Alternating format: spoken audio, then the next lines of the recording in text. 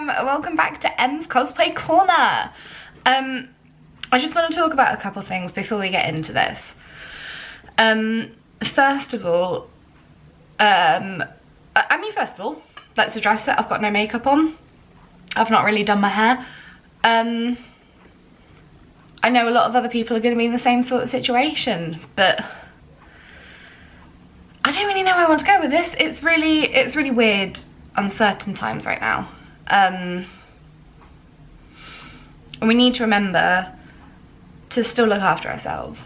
And I know that this is weird, and I don't even have the words to describe the situation in the world right now. But please don't forget to look after yourselves, and that's myself included. As always, if anyone wants to leave a comment on this or anything, if anyone needs any support, any help, I mean just emotionally, I'm not unfortunately in a position where I can pay people. But for real, we all need to look out for each other. Check in on your friends and your family. Yeah, and let's just be nice and wait for this whole weird thing to blow over. Okay, so that was my strange moment. Gone. I'm really focused, can you tell? Okay, on to slightly more fun stuff. We're going to be making a mask. Now, a very important disclaimer. This is not medical grade. That is very important, please remember this. As far as I'm concerned, this is a cosplay piece of apparatus. It may be used in an emergency when absolutely no other masks are available and you need one. Again, it's not medical grade. It will not offer you the same level of protection. I'm just placing that out there now. As far as I can see, this is a fun prop used for makeup looks, used for cosplay, and if you are desperate, it can be a last ditch layer of protection. I just want to lay that all out there. But who knows, it may be helpful for someone. You can customize them to fit with cool makeup looks. I did a makeup look with one of mine that was really fun to do. I mean, you can get the proper filtering material if you did want to make one of these correctly. But for now, this is just a fun project. Maybe you've got kids and they're feeling a bit miserable, so you can make some masks just out of scraps of fabric, just as like a fun little time waster, I guess. I don't know, it's all a bit weird, isn't it, guys? I'm not my usual chipper self today. Let's forget about that. We're making a mask. It's gonna be fun. This is the easiest way I've come up with how to make it. Again, this is to fit my big old chubby face, so you may need to adjust things slightly. But right, let's get into it. Here's what you're gonna need. Few bits we'll need for this. I've got some paper, which I've used as my pattern paper. Pen and pencil used for drawing said pattern. Ruler, pair of scissors. I have got my rotary cutters to hand as well for cutting the fabric. I've got some black elastic and some black stretch fabric. Okay, so again, this is to fit my face, so you may want to make adjustments. But this is the pattern piece that I have come up with. I'll grab my pencil so I can show you. This line along here is 11 centimeters. Again, this is all to include seam allowance, so it may seem very big, but we will adjust it. So 11 centimeters, 8 centimeters up here. This distance down here, you're looking at 14 centimeters. And then for the top and bottom, you just kind of want to freehand and join it up. I've made mine this shape because I have glasses. And I find that this shape is just a little bit easier because this will fit up around my nose and then my glasses will kind of sit here-ish, which is just more comfortable for me. Again, you can round it off however you want, whatever's more comfortable for you. But that's the pattern piece that I've come up with that works for me. So I'm just gonna chop that out.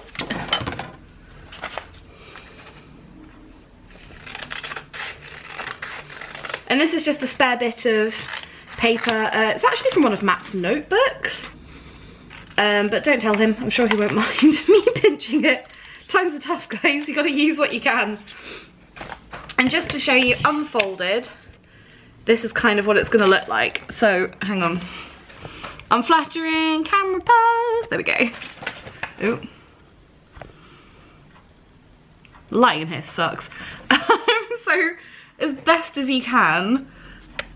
Obviously it's huge right now. We are going to adjust it, and that is to include a very generous seam allowance. So, pop my pens, pencils and all those bits and bobs away, because I'm trying a thing of tidying as I go now. I know, what's that, I hear you ask? But for real, I'm a really messy crafter, so I need to work on that. Okay, this is my fabric.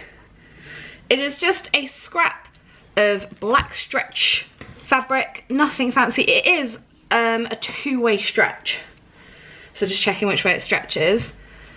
Two-way stretch, basically, for those who may not know, if I hold this end and this end, it stretches that way, but it does not offer the same stretch this way, okay?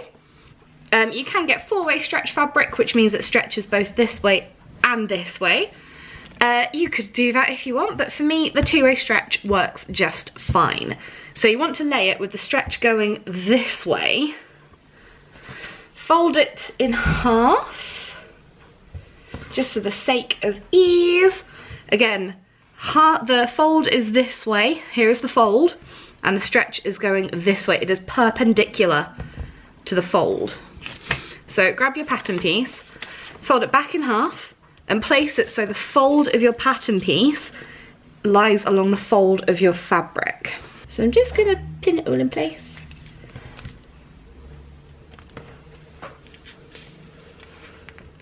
With this pattern piece as well, it does include the seam allowance. You don't have to cut extra space for it. If in any doubt though, cut a little bigger than you feel you may need, because you can always trim fabric, but adding it back on just gets a little bit more complicated. It is possible, of course it is. You just need to add in an extra strip where you need it. But what's the old adage? Measure once, no, measure twice, measure once, cut twice. No, measure twice, cut once. So, cut your pattern piece out with whatever cutting equipment you have to hand. Man, my rotary cutter is blunt.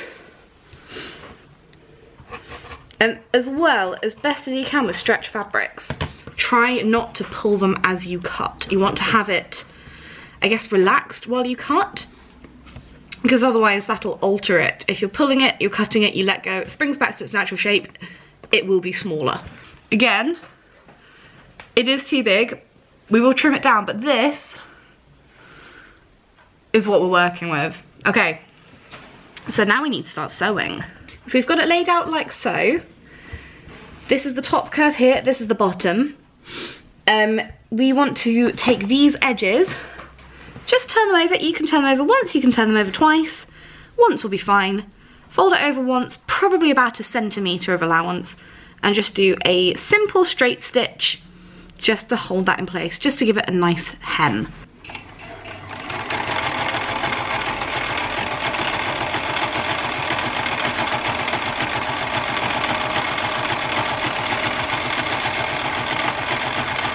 You can, if you want to, fold it over again to give it a really neat finish. I'm just going to do a really simple version for this. And then you want to do the same thing on the other side, making sure that both folds are both like facing the same way. So this one I folded in this way, this one I folded in this way. That way both of my folds are on the same side.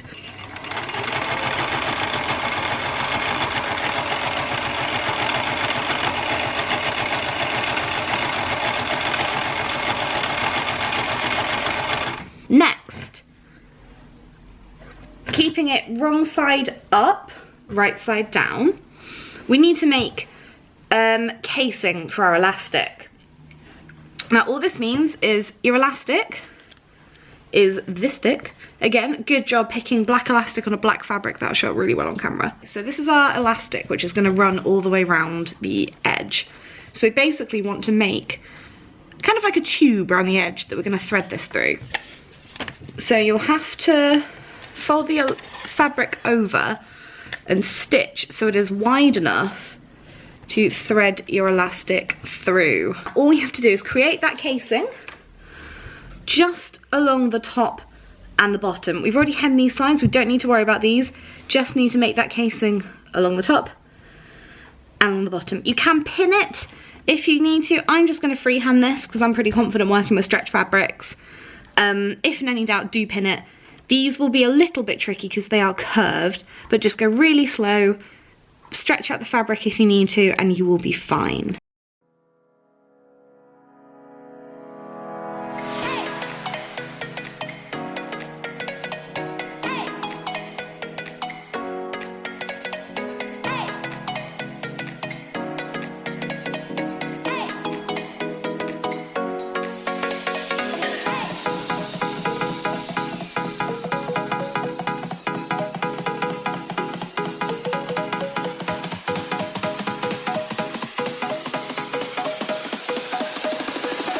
Okay, so you should have something that looks like this.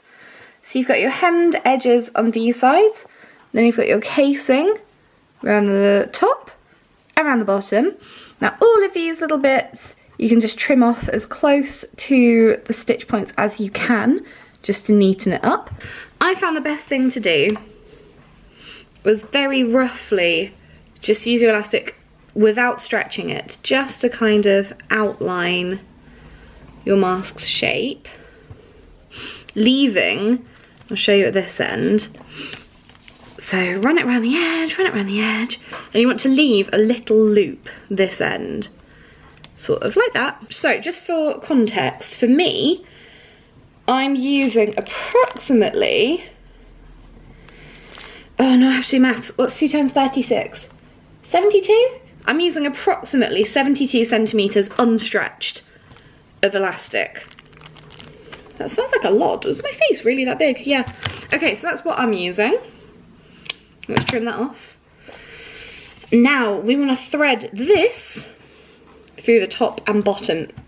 Easiest way to do this is with some safety pins. Pick a side, doesn't really matter which side you start from, and you just want to push your safety pin attached to the elastic through and just start feeding it through. It is a little bit tedious. If you have got a bodkin, that can speed things up a bit. I do actually have one, but we're gonna do this so everyone can join in. And most people will have safety pins. Not everyone will have bodkins. But if you can get one, I do recommend. They are incredibly useful for little projects like these. So we have threaded it through the top half of our mask. Elastic is now running through here. We now want to thread it through the bottom, and I find it easiest to start from the other end. So with your other safety pin, put it through the other end of your elastic and do exactly the same through the bottom. So we've got a loop on one end, and then the other end we've got these two dangly ends. Now I want to make these ends roughly even, so this one is much longer. We're going to pull this through and kind of feed it through so these are approximately the same lengths. So I'm pretty happy with that. I've got my loop at one end, and I've got two lengths that are approximately the same on the other end. So I'm going to un-safety pin these, put them somewhere safe because they are useful. And then all we have to do, these ends, we'll need to stitch together. Now for this, I find it best to use a very small zigzag stitch, just over and over and over a couple times to make them hold. Use whatever you find easiest. I have used straight stitches for this and they do hold, but you just want to secure these ends together.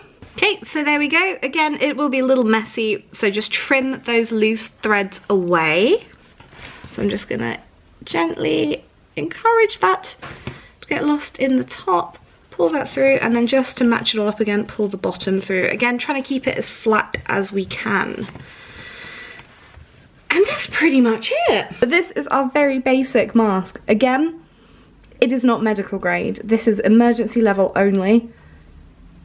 If you absolutely have to use one, please do not use this if you have got access to better quality stuff. Okay. Oops. Good job.